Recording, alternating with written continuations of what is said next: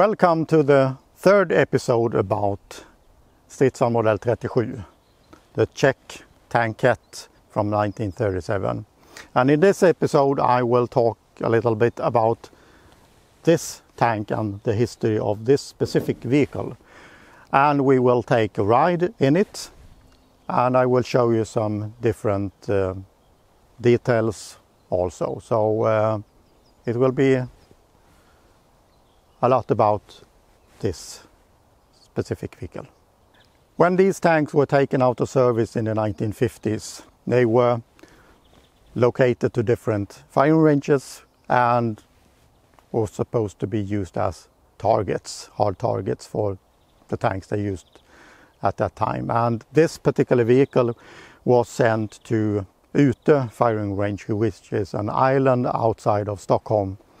And when it reached the island, someone decided not to use it as a target, so they put it as a sort of gate guard at the entrance to the firing range, and there it stood until early 1980s, when it was decided to bring it home to the regiment in Strängnäs. But during the period it was standing on the island, I think it was at least 2 times it was restored by soldiers and by military personnel to get it running. So they had it running a few times on site on the island, and it was put back on the stand on a small hill again. And in the 1980s it was brought back to regiment in Strängnäs and decided to use it as, well, some sort of a historic vehicle for the collection that was slightly growing within the barracks. And first time I drove this tank was probably 30 years ago, and that was close to when the Armor Corps in Sweden in 1992, they were preparing to celebrate the 50 years anniversary for the Armored Corps that was founded in 1942. So in 1992 we would have a big parade in Strängnäs through the city, and I was in charge for that historic part of the parade, and this tank should be the leading vehicle in that parade. I was the driver for that tank through the city. 1 week before the parade we did some test driving. We had prepared the vehicle, and all of a sudden a conrod went out through the engine. So there was a big hole in the engine block, and that was, I think that was on the Sunday or maybe Monday, and the parade was on the Saturday. So we have a problem. But luckily there was a spare engine that was saved. So we thought a little bit and decided, how hard can it be? We have 1 week. Let's change the engine. So we took the engine out of this vehicle, and that was a bit tricky part because we didn't know how to do it and no manuals. So that was a bit of trial and error to get the engine out and to bring the next engine and to make all the bits and pieces to fit. But we managed. We worked during the nights all that week. We had the ordinary job on the day, so we worked on nights, and on Saturday morning the tank ran again, so we could have the parade through the city. And that was a great relief to, yes, we did it.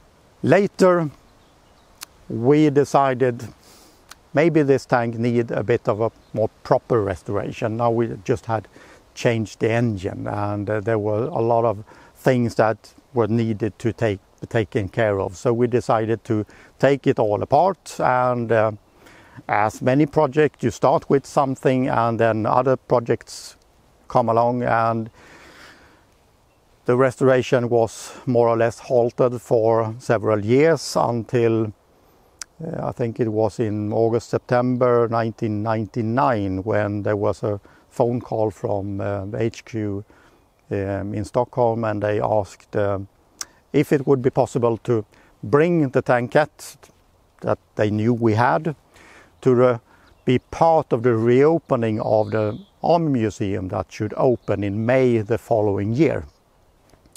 And it was, maybe it was in September, and I said, yes sir, we will be there. I didn't tell them that the tank is still in bits and pieces, so we need to put it back together again. And that was sort of the kick in the ass that we needed to finish this project. So I told my colleagues and my friends that we have a mission from above. We need to get this tank running, and we have about 9 months to go. Let's do it. And we did. We worked during the following months, and the last bits and pieces we put in, and the days before or the evening before the transport, we even put in the last screws and glued them together just to be there.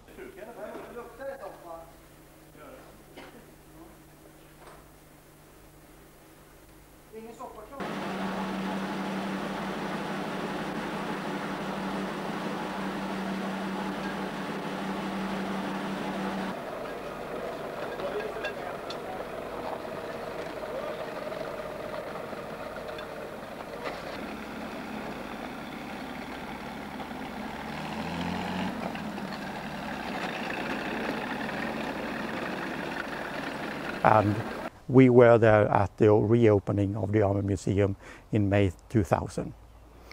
And that was another great achievement. Yes, we did it. How hard can it be? So I thought, I had a bit of a spark. So I went up to the regimental commander and said, sir, I would like to go to UK, to England, to bring this tank to a military show, just to show the world what we have done. And surprisingly, he said, yes, okay, get the permissions you need, and I will support you if you need any help. So I called our HQ in Stockholm and said, we would like to go to UK, what permissions do we need? We got all the permissions, we had the transport, we had everything, and all of a sudden, on the way to UK, to Beltring military show in the summer of 2000. And perhaps some of you were there and had a look at this little tankette that came all the way from Sweden. So that was a great trip to do. And when we got home again, now we had all the energy that we needed, so go for the next project, the restoration of the first Swedish tank, the LK2, the German tank that came to Sweden in 1921. So because of all that we have done in the past few months, now we started another insane project, but that's another story. So in 2000, this tank was traveling a lot, and in 2004 there was a request from Prague that they would like to, if possible, to find such a vehicle for their collection.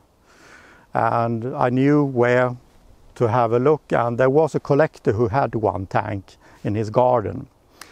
And I managed to find the collector and asked him, is it for sale? And he said, yeah, why not?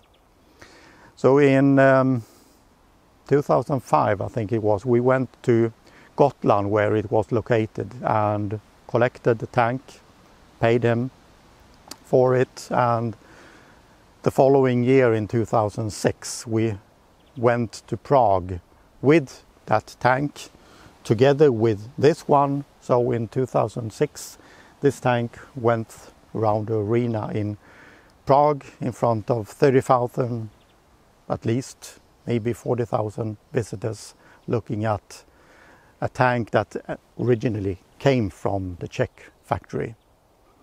And that was also something that, yeah, we did that too. But in 2004 it was decided to close the regiment in Strängnäs, so that was a very sad moment. And in 2005 in January we did last changing of the guards in Stockholm from the regiment, and this tank was leading that parade through Stockholm from the Army Museum up to the Royal Castle. I was the driver during that parade. We went up to the castle with the regimental flag on board in the tank, handed it over to the unit on the ground, and that was the last thing that the regiment did for the royal family in Stockholm. And after that the regiment was closed down, and we started to build a museum instead. So this was part of the reopening of the new museum. So this tank is probably one of the few Swedish tanks that has been traveling a lot during its history. And it's a great tank to drive. It's very special, but I love it. And now I will take you for a ride.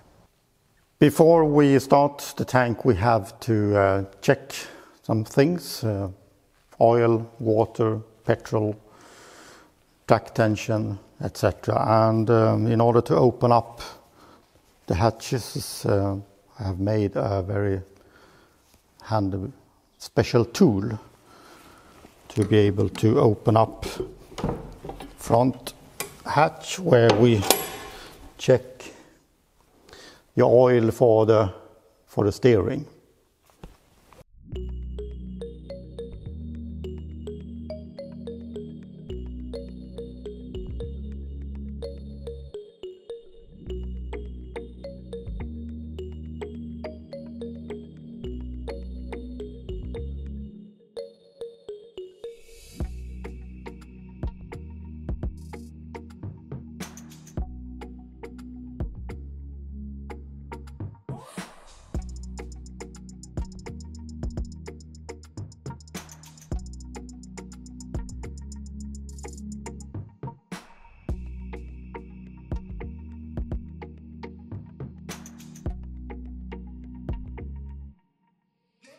The driving place of this little tank is, well, it's not that much room, and you need to have long arms to reach to the two sticks for the steering. Up here there is a lid you can close to be able to drive during combat conditions, and you can open up to have better vision. And there should be thick glass plates here, but we don't have them, so there's at least some protection for enemy fire. The controls, the two steering sticks, parking brake down to the left, gear lever to the left, and the pedals, they are a bit different compared to normal vehicles, with brake to the right, accelerator in the middle, and this is not the clutch, it's the gear changing pedal. So in this tank there is a Praga-Wilson pre-selector gearbox with 5 speeds forward and 1 reverse. So when you changing gear in this one, you change to the gear you want to have, and then you release the pedal for the gear changing, and then you can put in and pre-select the next, and when you're ready and you have the proper speed for it, you just press the pedal and you have the second gear, and then you can change up before, and then when you're ready you press, and then you can go down to second or first, and you're coming to the obstacle, and then you depress once more. So you tell the gearbox in advance which gear you want to have the next time, and then when it's ready you just use the pedals. And in some cases this is quite handy to have, because then you can concentrate on the steering and using the feet for the pedals. So instead of having another stick that you need to shift during the same time when you're using the sticks, this is, in some way, it's easier. Normal steering using the both sticks, and for pivot turn or very narrow turn you depress the button on the top, and then you use another pair of brakes in the steering system. So you can do normal turn, which is for normal driving, and very narrow ones using the button on top. And since this tank is very short, and when you drive in, well, a bit higher speeds, it's very difficult to keep it stable on the road, so you need to adjust, otherwise it will twist over from side to side, and all of a sudden you can end up in the ditch, which is a bit scary. So it's speeds over 25 kilometers an hour is a bit scary, in fact, and the top speed is 60, so I would not want to drive in that high speed. That I will tell you. So this is how it works, and well, that's about it.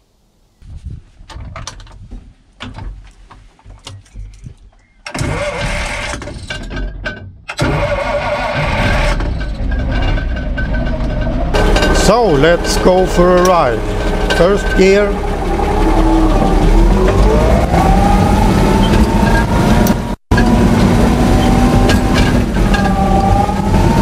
Second gear.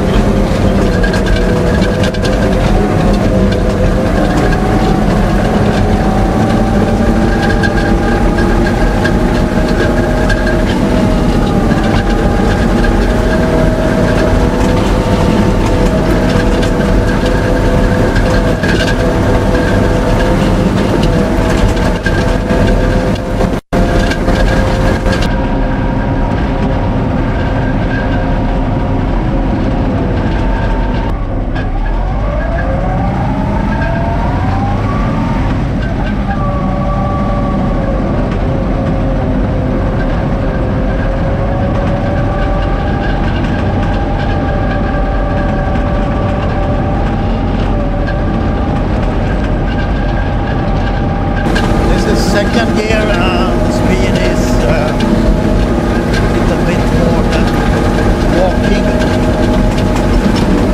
no running perhaps.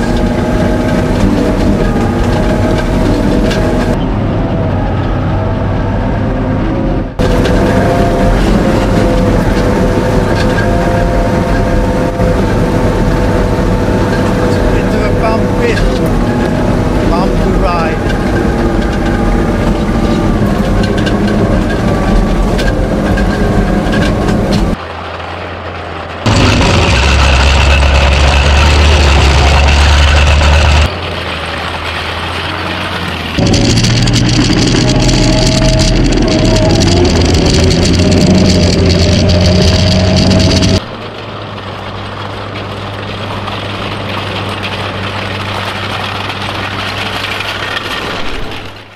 So that was it about this little tankette, the Stridsvagn model 37, number 146.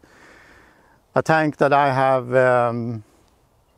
been in contact with for 30 years, and a very special place in my heart. I told a story about it, took you for a ride, and if you have missed the other two episodes about the story about Stridsvagn model 37, you have to watch our YouTube channel and check them out. And there is also a few other films. Hope you enjoyed it and see you next time.